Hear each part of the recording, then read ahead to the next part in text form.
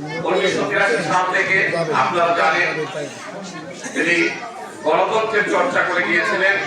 আমাদের শহীদ প্রেসিডেন্ট জিয়াউর রহমান সাহেব বহুদলীয় গণতন্ত্রের প্রবক্তা।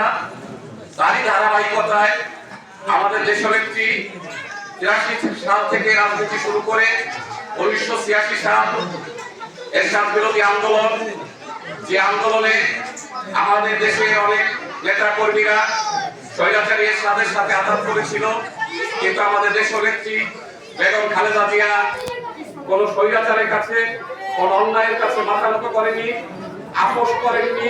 আপনারা জানেন তারই ধারাবাহিকতায় 90-এর গণ আন্দোলন হয়েছিল। পরবর্তীতে এই স্বৈরাচারী সরকারের আমলে তিনি বারবার কারাবরণ করেছে। এমন একটা বয়সে তিনি কারাবরণ করেছে যে বয়স হয়তো তার কারাবরণ করার কথা ছিল না ভাইরা, তাও তিনি করেছে। তাকে ধীরে ধীরে ওই জেলখানার ভিতরে, ওই কুঠুরির ভিতরে আমি মনে করি তাকে ধীরে ধীরে হত্যা করা হয়েছিল, যার ফলশ্রুতিতে আজকে তার মৃত্যু হয়েছে। আমি একটা কথা বলবো যে তিনি যদি আরো কত 1 বছর বা 1.5 বছর আগে মারা যেত, তিনি কত বড় ভাগ্যবতী মহিলা। আপনি মনে করেন যে 1.5 বছর আগে যদি মারা যেত, ওই জিয়া উদ্যানে তার স্বামীর পাশে তার কবর অন্তত হতে দিত না ওই স্বৈরাচারী সরকার। আমি সেই দিক দিয়ে বলবো তিনি সব দিক দিয়ে অত্যন্ত ভাগ্যবতী মহিলা এই বেগম খালেদা জিয়া, তাকে আমি শ্রদ্ধা ভরে আজকে স্মরণ করছি।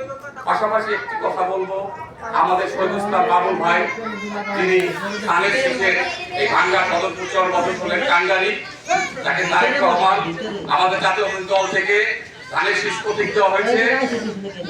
আমি মনে করি আমাদের বাবুল ভাই এমন একজন নেতা, এই বৃহত্তর ফরিদপুরে কে ওবায়দুর রহমান, চৌধুরী কামাল ইউসুফের পরে যদি কোন নেতার আবির্ভাব করে থাকে, সে হচ্ছে আমাদের শহীদ ইসলাম বাবুল ভাই। এই বাবুল ভাইকে আমরা ভোট দিলে, আমাদের ভোটের মাধ্যমে যদি বিজয়ী করতে পারি, আমি বলতে পারি ইনশাআল্লাহ আমরা এই স্বাধীনতার পরে সর্বোচ্চ একটা মন্ত্রী পাবো।